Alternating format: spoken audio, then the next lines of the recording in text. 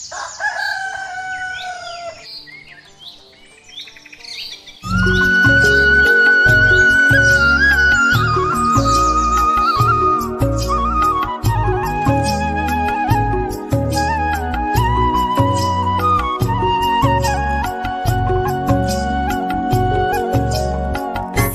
गांव में रघु नाम का एक मजदूर आदमी अपनी पत्नी सरिता और 10 साल के बेटे आर्यन के साथ रहता था। बारिश का मौसम शुरू हो चुका था और उनका घर काफी कच्चा था। छत घास फूस से बनी हुई थी जिसमें जगह जगह छेद हो गए थे। इससे बारिश का पानी घर के अंदर टपकता था। पिछली बारिश में भी यही हाल था और उनका बेटा आर्यन को बारिश में भीगता देख रघु को बहुत दुख होता था। सरिता ने कहा, पिछली बारिश बहुत परेशान करने वाली थी। बरसात में पन्नियां लगा लेते हैं लेकिन वे भी जल्दी फट जाती हैं। अब मैं कहती हूँ इस बार छत की मरम्मत जरूर करवानी होगी। रघु ने कहा, तुम सही कहती हो। मैं मालिक के पास जाऊंगा, वह हमारी मदद करेंगे। अगर वे पैसे दे देंगे तो कल ही छत की मरम्मत करवा दूंगा। यह कहकर वह मालिक के पास गया। मालिक, मुझे आर्थिक सहायता की बहुत जरूरत है ताकि मैं घर की मरम्मत करवा सकूं। कृपया मेरी मदद करें। मालिक ने कहा, तुम जानते हो कि हमारी फैक्ट्री घाटे में जा रही है। मुझे यह बंद करनी पड़ेगी, इसीलिए मैं तुम्हें पैसे नहीं दे सकता। रघु मायूस होकर घर वापस लौट आया।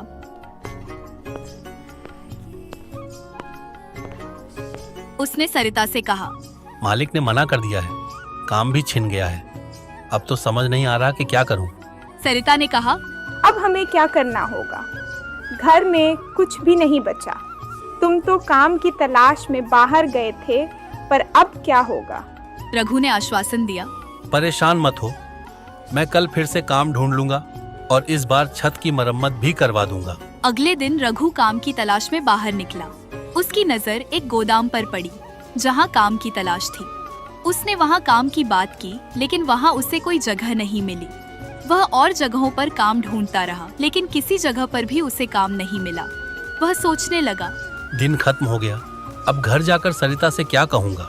तभी एक चाय की दुकान पर बैठे लोगों से वह सुनता है कि बारिश और तेज पड़ने वाली है और गरीबों को इससे बहुत समस्या होगी।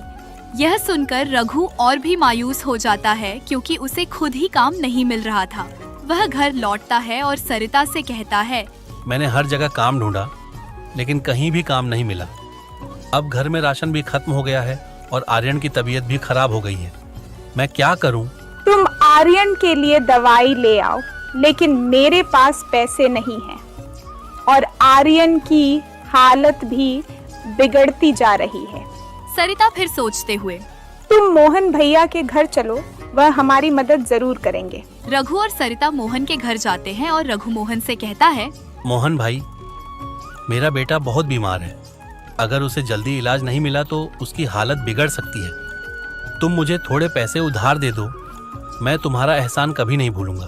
मोहन ने कहा, मुझे तुम्हारी परेशानी समझ आती है लेकिन मेरे पास भी उतने पैसे नहीं हैं। घर के खर्चे, बच्चों के खर्चे बहुत हैं। मैं तुम्हारी मदद नहीं कर सकता। हो सके तो मुझे माफ कर देना रघु। अगर मेरे पास पैसे होते तो मैं तुम्हारी मदद जरूर करता। मुझे इस बात का बहुत दुख है कि मैं तुम्हारी इस परेशानी में मदद नहीं कर पा रहा हूँ, लेकिन भाई मैं भी मजबूर हूँ। रघु ने निराश होकर कहा, मोहन भाई, यह केवल पैसे की बात नहीं है, यह मेरे बेटे के जीवन का सवाल है। क्या तुम वाकई मेरी इस गंभीर स्थिति में सहायता नहीं कर सकते?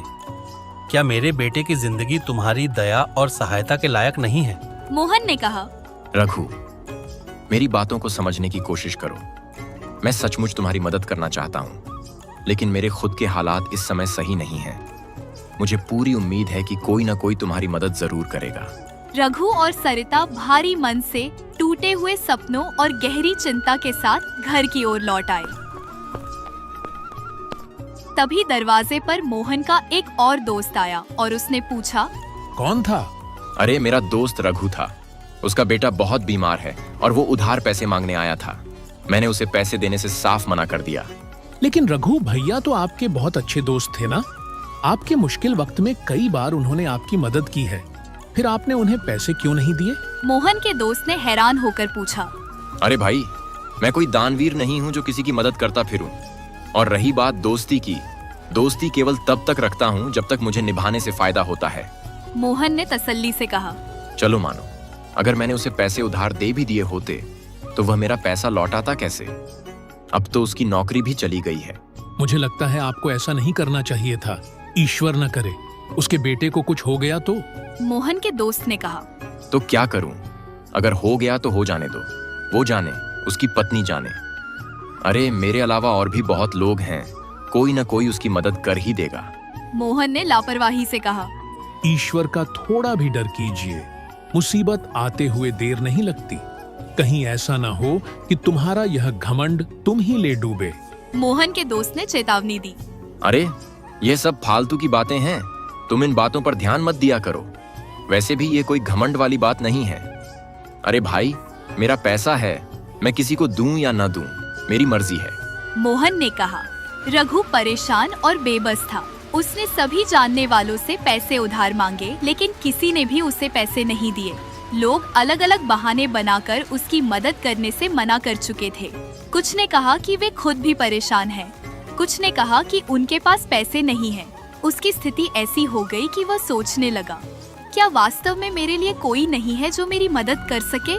तभी आर्यन अपनी माँ से कहता है। माँ, मुझे बहुत ठंड लग रही है।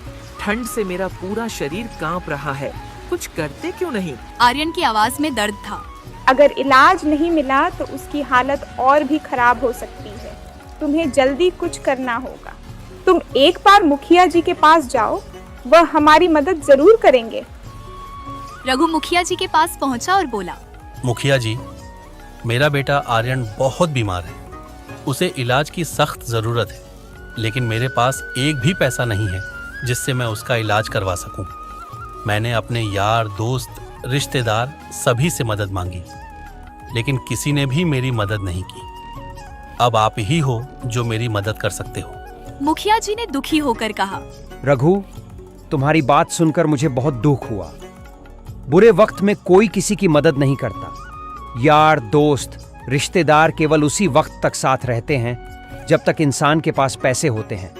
गरीबी में सब मुंह मोड़ लेते हैं। लेकिन रघु, मुझे यह कहते हुए और भी ज्यादा दुख हो रहा है कि मैं तुम्हारी मदद नहीं कर सकता।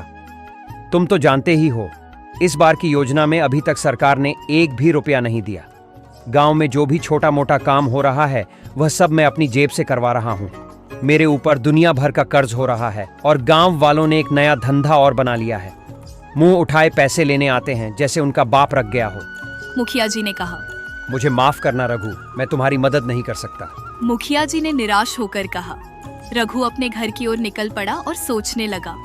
आज लोगों ने साबित कर दिया है कि कोई भी किसी का अपना नहीं होता।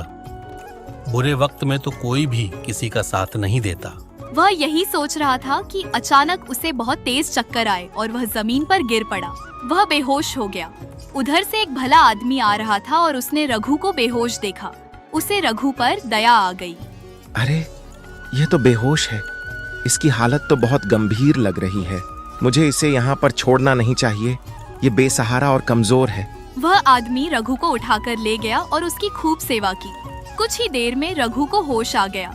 यहाँ मैं कहाँ हूँ? मैं तो अपने घर जा रहा था, फिर यहाँ कैसे आ गया? मुझे जल्दी से अपने घर जाना होगा। रघु ने उलझन में कहा। तुम रास्ते में बेहोश पड़े थे, इसलिए मैं तुम्हें अपने घर ले आया। तुम्हारा अभी अपने घर जाना ठीक नहीं रहेगा। पहले तुम्हें आराम करने की जरूरत है, फिर तुम अपने घर जा सकते हो। रघु ने हैरानी से पूछा। आपने मेरी मदद क्यों की? आप तो मुझे जानते भी नहीं हो, फिर भी आपने मेरी मदद की। मुझे अपने घर ले आए और इतने अच्छे से ख्याल रखा। देखो भाई, जीवन में केवल खुद की मदद करना ही काफी नहीं होता है। हम सब एक दूसरे की मदद के लिए हैं। जब कोई इंसान परेशान हो तो हमारा फर्ज बनता है कि उसकी मदद करें। हो सकता है कि तुमने अब तक लोगों के बुरे पहलू ही देखे हों, लेकिन मैं मानता हूं कि अच्छाई भी इस दुनिया का हिस्सा है। उस आदमी ने समझाया। सच में, क्या आपको नहीं लगता कि लोग सिर्फ अपने फायदे के लिए ही जीते हैं और दूसरों की परवाह नहीं करते, चाहे वह जिए या मरे? उस आदमी ने मुस्कुराते हुए कहा। हाँ, कुछ लोग ऐसे भी होते हैं, लेकिन हर कोई ऐसा नहीं होता। कुछ लोगों के अंदर अच्छाई भी होती है। वैसे तुम बेहोश कैसे हो गए थे? तुम्हें देखकर ऐसा लगता है जैसे तुम्हारी हालत कुछ अच्छी नहीं है। उस आदमी ने पूछा। रघु ने सारी कहानी बताई और कहा, मेरे बेटे आर्यन बीमार हैं। मेरे पास एक भी पैसा नहीं है जिससे मैं उसका इलाज करवा सकूं। मैंने सभी से उधार मांगे, लेकिन किसी ने भी मेरी मदद नहीं की। मैं आखिरी उम्मीद लेकर मुखिया जी के पास भी गया था, लेकिन उन्होंने भी मना कर दिया। वह आदमी दुखी होकर बोला, तुम तो बड़ी मुसीबत में हो। अब तक तो तुम्हारे बेटे की हालत और भी खराब हो गई होगी। तुम एक काम करो, जल्दी से घर जाओ और अपने बेटे का इलाज करवाओ। वह भला आदमी रघु को बहुत सारे पैसे देता है और कहता है, इन पैसों से तुम अपने बेटे का इलाज करवाओ और जो पैसे बचें उनसे अपने बेटे और पत्नी के लिए गर्म कपड़े खरीदना और छत की मरम्मत भी करा लेना, और जो पैसे बचें उनसे कोई कारोबार शुरू करना। जब कभी तुम्हारे पास पैसे हों तो मुझे लौटा देना। तुम मेरे लिए किसी भगवान से कम नहीं हो। मैंने देवी देवताओं का नाम सुना तो जरूर है, लेकिन कभी देखा नहीं था। आज मैंने देख लिया। आपने एक अनजान आदमी की इतनी मदद की, इसका एहसान मैं जिंदगी भर नहीं भूल सकता। रघु जल्दी से अपने घर जाता है और अपने बेटे का इलाज करवाता है। कुछ ही दिनों में रघु के बेटे आर्यन एकदम ठीक हो जाते हैं। एक दिन सरिता रघु से कहती है, आपने मुझे बताया नहीं, आप पैसे कहाँ से लाए थे? रघु कहता है, ये पैसे मुझे एक आदमी ने दिए थे। मैं तो उसे जानता भी नहीं कि वह कौन था, लेकिन मेरे लिए वह किसी भगवान से कम नहीं था। मैंने उससे उसका नाम पूछा, लेकिन उसने मुझे नाम बताने से इनकार कर दिया। मैं उसे जंगल में बेहोशी की हालत में मिला था। उसने मुझसे कहा कि कुछ पैसों से अपने बेटे का इलाज करवा लेना और बचे हुए पैसों से गर्म कपड़े खरीदना और बाकी पैसों से कोई कारोबार शुरू कर लेना। सोच रहा हूँ कि इन पैसों से कोई काम शुरू कर लेता हूँ, लेकिन समझ में नहीं आ रहा कि मैं क्या काम शुरू करूँ। सरिता बोली, तुम सही कहते हो। वह आदमी हमारे लिए किसी भगवान से कम नहीं है। मैं तो कहती हूँ एक दुकान खोल लेते हैं जिसमें हम चाय समोसे बेचेंगे। तुम तो जानते ही हो मैं कितने स्वादिष्ट समोसे और चाय बनाती हूँ। रघु बाजार से जाकर चाय समोसे बनाने का सामान ले आता है और फिर वह अगले ही दिन से चाय समोसे बेचना शुरू कर देता है। अरे भैया, रघु ने तो समोसे चाय बेचना शुरू कर दिया। खुशबू तो बहुत बढ़िया आ रही है। चलो एक समोसा खाकर देखूं तो सही, समोसा कैसे बना है। हाँ हाँ, क्यों नहीं भाई, मैं तुम्हें अभी एक समोसा देता हूँ। ये लो भैया आलू का समोसा, जल्दी से खाकर बताओ कैसा बना है। तुम मेरे पहले ग्राहक हो। जैसे ही वह आदमी आलू का समोसा खाता है तो वह खाता ही रह जाता है। उसे आलू के समोसे इतने अच्छे लगते हैं कि वह 4 समोसे खा जाता है।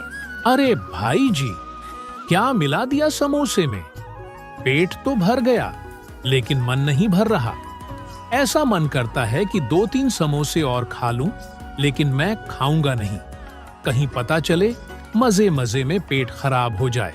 कुछ ही दिनों में रघु के समोसे चाय की दुकान फेमस हो जाती है। दूर दूर से लोग उसके समोसे खाने और चाय पीने आते हैं। यह बात गांव के सरपंच के कानों तक पहुंची तो वह तुरंत रघु की दुकान पर चला जाता है। अरे वाह रघु, बड़ी दुकान खोल ली।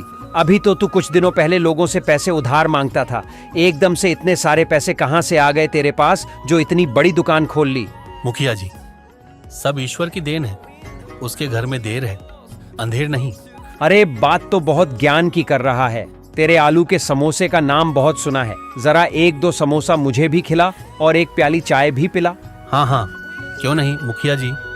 सरिता मुखिया जी को समोसे दो। मुखिया जी ने गरम समोसे खाए और चाय की चुस्की लेते हुए बोले, वाह रघु, सच में तेरे समोसे का जवाब नहीं। ऐसा स्वाद पूरे गांव में नहीं मिलेगा। ये सब आपका आशीर्वाद है मुखिया जी। मुखिया जी रघु को पैसे देकर चले जाते हैं। यूं ही कुछ दिन गुजर जाते हैं। एक दिन जब रघु अपने घर में होता है तभी उसका दोस्त मोहन आता है। रघु, तुम्हारी भाभी की तबीयत बहुत खराब है। घर में एक भी पैसा नहीं है जिससे मैं उसका इलाज करवा सकूं। तुम ही हो जो इस मुश्किल वक्त में मेरी मदद कर सकते हो। मोहन भाई, तुम परेशान मत हो, मैं अभी पैसे दे देता हूँ। मोहन ने मन ही मन सोचा, जैसे मैंने उसे पैसे उधार नहीं दिए थे, रघु भी मुझे पैसे उधार नहीं देता। लेकिन रघु ने ऐसा नहीं किया। उसके घर में जो भी मदद के लिए आता वह सभी की मदद करता है। यह सब देखकर मोहन को अपनी गलती का एहसास होता है। वह रघु से कहता है, आज मुझे सच्ची दोस्ती की ताकत का एहसास हुआ है। जब तुम्हारी आर्थिक स्थिति कमजोर थी, मैंने तुम्हारे सामने अपने पैसे का दिखावा किया और तुम्हारे हालात का मजाक बनाया। मेरे घमंड और अहंकार ने मुझे अंधा कर दिया था। मैंने तुम्हारी मदद करने से इनकार कर दिया, लेकिन अब समय ने मुझे सबसे बड़ा सबक सिखाया है। मैंने देखा कि पैसे और ऐशो आराम की दुनिया कितनी छोटी और अस्थायी है। सच्ची दोस्ती और मानवता की अहमियत कहीं अधिक है। मुझे अपनी गलती का एहसास है। कृपया मुझे माफ कर दो। मोहन, इसमें माफी की कोई बात नहीं है। मैंने जो किया यह मेरा फर्ज था। सच्ची दोस्ती और इंसानियत का मतलब ही यही होता है कि हम एक दूसरे के कठिन समय में साथ दें और मदद करें। तुम्हारे प्रति मेरी जिम्मेदारी थी और मैंने वह निभाई। तुम्हें अपनी गलती का एहसास हो गया, यह सबसे बड़ी बात है। समझना कि पैसे और ऐशो आराम की दुनिया की तुलना में सच्ची दोस्ती और मानवता की अहमियत कहीं ज्यादा है। यही तो असली माफी है। इसलिए मैं तुम्हें दिल से माफ करता हूं और यही सबसे बड़ी सजा भी है कि तुम्हें यह समझ आ गया। अरे भाई, अब तुम जल्दी जाओ और भाभी का ख्याल रखो। मोहन अपने घर चला जाता है। रघु अपनी पत्नी सरिता से कहता है, हमारे पास जमा पूंजी तो अच्छी खासी हो गई है और हमारा काम भी अच्छा चल रहा है। ईश्वर की दुआ से सब बढ़िया है। मैं सोच रहा हूँ क्यों ना मैं उस भले आदमी के उधार के पैसे उसे लौटा आऊं। रघु उस भले आदमी के पैसे वापस करने के लिए निकल जाता है। जब वह उसके घर पहुंचता है, रघु को पैसे लौटाने के लिए वह भला आदमी नहीं मिलता है, बल्कि उसे वहां एक दूसरा आदमी मिलता है। रघु उससे कहता है, भाई, यहाँ पर पहले एक आदमी रहता था, मुझे उसी से मिलना है। कौन आदमी? वह आदमी मुझे इसी घर में लेकर आया था। मैं इस घर में लगभग 3 घंटे रुका था। अरे, यहाँ ऐसा कोई आदमी नहीं रहता है। पिछले 20 साल से इस घर में तो मैं ही रह रहा हूँ। क्यों फिजूल की बातों में मेरा समय खराब कर रहे हो? कितनी बार बताऊं कि यहाँ मेरे सिवा और कोई नहीं रहता है। अब यहाँ से जाओ और मुझे मेरा काम करने दो। रघु मायूस होकर अपने घर की ओर निकल पड़ता है। घर पहुंचकर वह अपनी पत्नी सरिता से कहता है, सरिता, आज मुझे बहुत ही अजीब स्थिति का सामना करना पड़ा। उस घर में जहां वह आदमी मुझे लेकर गया था, न वहां मुझे वह आदमी मिला, बल्कि मुझे एक बिल्कुल अलग व्यक्ति मिला। उसने कहा कि वह 20 साल से यहाँ पर रह रहा है। उसके अलावा वहां कोई और नहीं रहता। तुम पूरी यकीन से कह सकते हो वो भला आदमी तुम्हें उसी घर में ले गया था? रघु जवाब देता है, हाँ, मुझे पूरी तरह से यकीन है। उस घर की पहचान मेरे दिमाग में गहरी बैठी हुई है।